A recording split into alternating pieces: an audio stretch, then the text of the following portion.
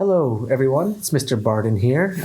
This is going to be the first of probably, 8 or 9-ish shorter, hopefully, videos where I'll be going over all the things my class will be kind of working on for the month of January. I'll be making all of these public because these are some really fun things that anyone can do in order to, practice making different kinds of music and sounds on their own.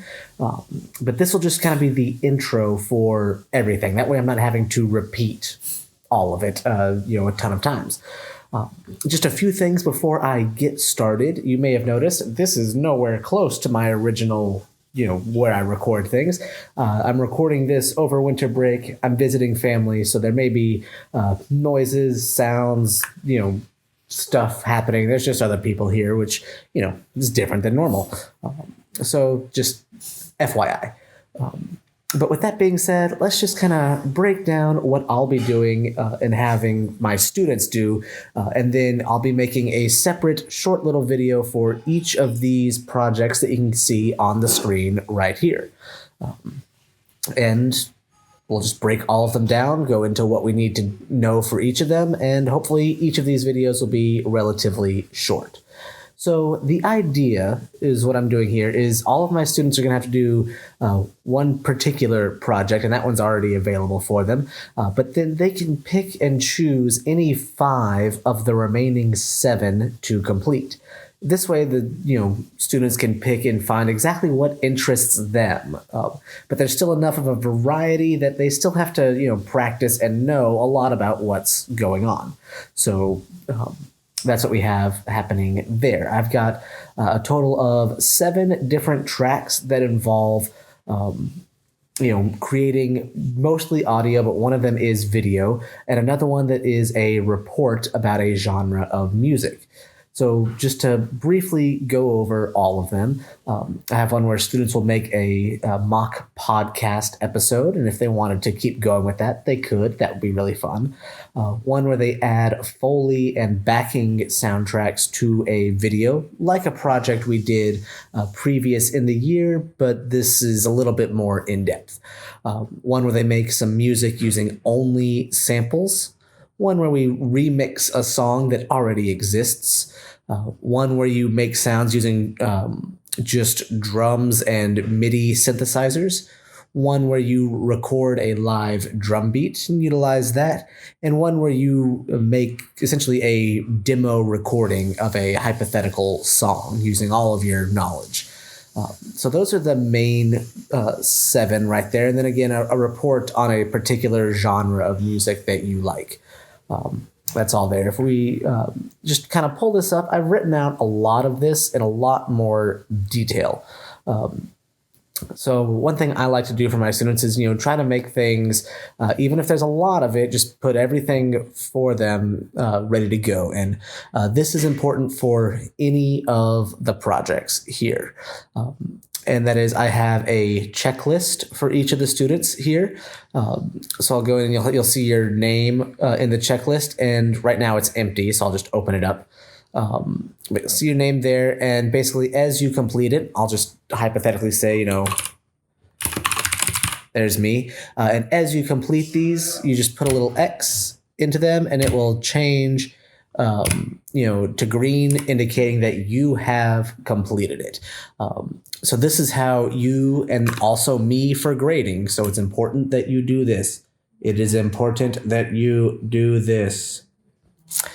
Mark them off as you turn them in. Okay, so this is what I'll look to verify that, hey, okay, this list says you did all, blank of these, so I need to, expect to see these turned in.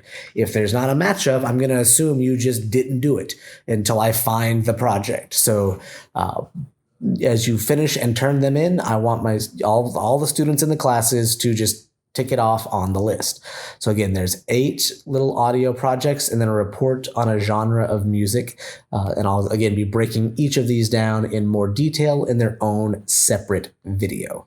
The other thing that I have here, in addition to this big wall of text that's explaining a lot of what I'm talking about right now, is a sign out list. So in my classroom, we again have the booth that we can record some stuff, and we have some times that we can use it for. So I've got basically every class period that we'll be working on this, which is essentially the month of January after we introduce the concept, make some plans on the first day back. And then a little bit, I scrolled too fast, a little bit of time in the beginning of February. I'm not going to scroll down anymore. Students don't have to use the booth. It's encouraged that they do because we paid money for it, and it's very nice, considering for a high school that didn't have the space. But we can record whatever we want. However, if everyone just kind of free-for-alled at the booth, that'd be a bit of a problem. So I've got this little system set out. So on a specific day, either an individual person or a group of people. I like the idea of a group of people because you can have people recording and people in the booth, running everything. Basically, you just sign out one of 3 sessions. Our classes are about an hour and 20 minutes, give or take. It's actually a little less, but give or take. But basically, I've got 3 20-minute sessions for each class period. So again, we'll just say,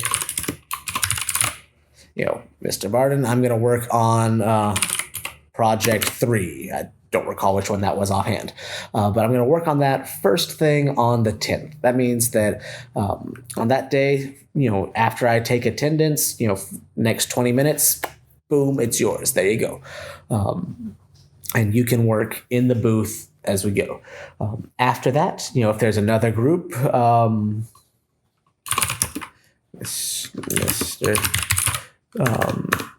this other guy that we haven't heard of before, maybe they want to work on, project 4. They can just put that there, and then, afterwards, after the 20 minutes are up, the first group tears down their stuff, lets the other group go.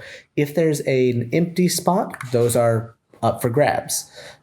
So, any person or group can enter in their information and change that up.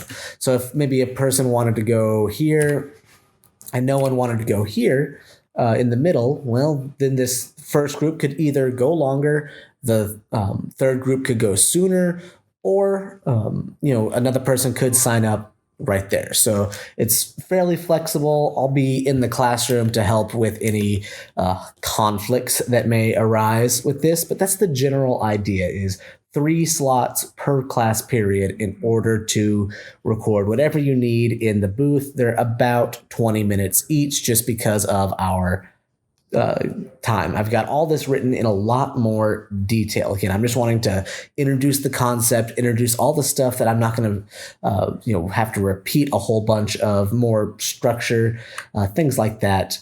For this large series of projects that are essentially you taking everything we've done so far and making a lot of what you want to make. That's the goal with all of this.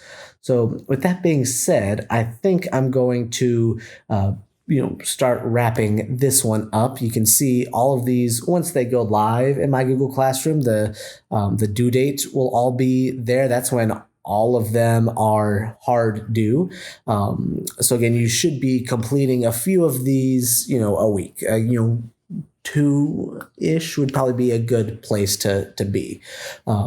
I say ish, it's all individual, but as always with my students, let me know if you have any questions or concerns with this. Either find me in class, send me a message, put a comment on this video. I'll see it, I'll respond, and we'll get this worked out definitely sooner rather than later. Do not wait until the last minute to ask questions and be confused, because then I probably won't be able to help you very much.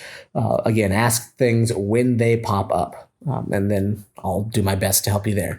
So that's going to be it for this, fairly boring and uninteresting intro video. But each of the next ones that I'll be recording will be going into each of these in a little bit more detail, and as necessary, talking about concepts that you may need in order to help improve your projects. So With that being said, that's going to be it from me, and I'll see you all down in the videos below.